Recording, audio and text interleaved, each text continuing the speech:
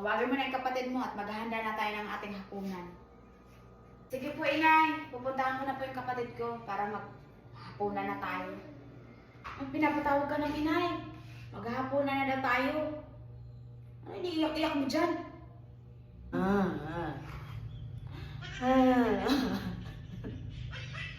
Baka niya dinala sa IWC. Diyos ko po, dahil lang doon, nag-iiyak-iyak ka.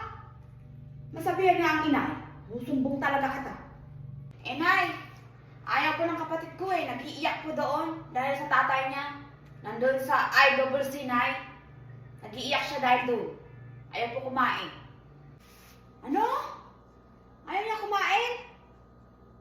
Dahil lang doon, nag-iiyak-iyak pa siya. Pambihira naman. Teka, mapuntahan natin. Oy, anak, ano iniiyak-iyak mo dyan? Iyak-iyakan mo yan, hayaan mo na yun. Ando na yung tatay mo. Magandang buhay nun. Mayaman yun, hindi yun nagugutom. Huwag mo iyak-iyakan yun. Ayaw kumain. Mahal-mahal ang bigas. Nakakawalang gana na kumain. Basta sulit ako.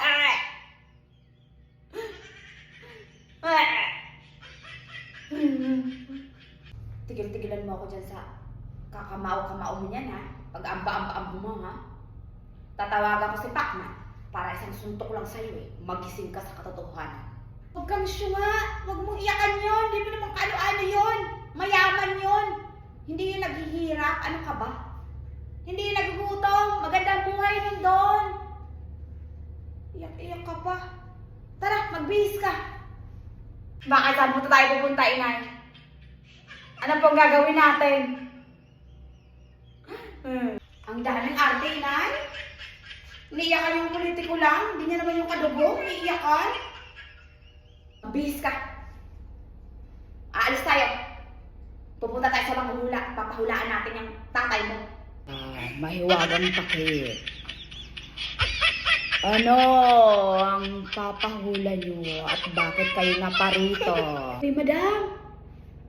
Magandang araw po. Magpapahula po sana kami. Gusto po namin pahulaan kung kailan nalabas ang tatay nito. Iniyak-iyakan niya. May pag-asa pa po ba makakalabas ang tatay niya doon sa IWC? Dahil dinala na po doon. Ganun ba? Yan ang ipapahula mo. Walang problema. Nakikita ko. Nandun na nga sa IWC ang tatay mo. Dinala na. Lalabas pa po ba? Si tatay, yung nasa IWC. Mag-move on ka na. Dahil ang tatay mo na iniidolo. Masarap ang buhay doon. Naka-aircon. Maganda ang higaan. Hindi nagugutom. May computer. Masarap ang buhay niya doon. Tanggapin mo ang katotohanan. Dahil totoo ang kasabihan.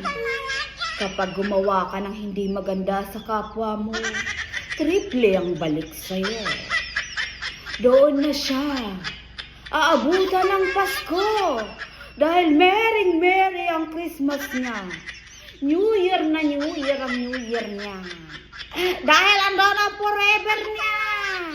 Gumising ka sa katotohanan na denied na siya. Mag-focus ka sa buhay mo.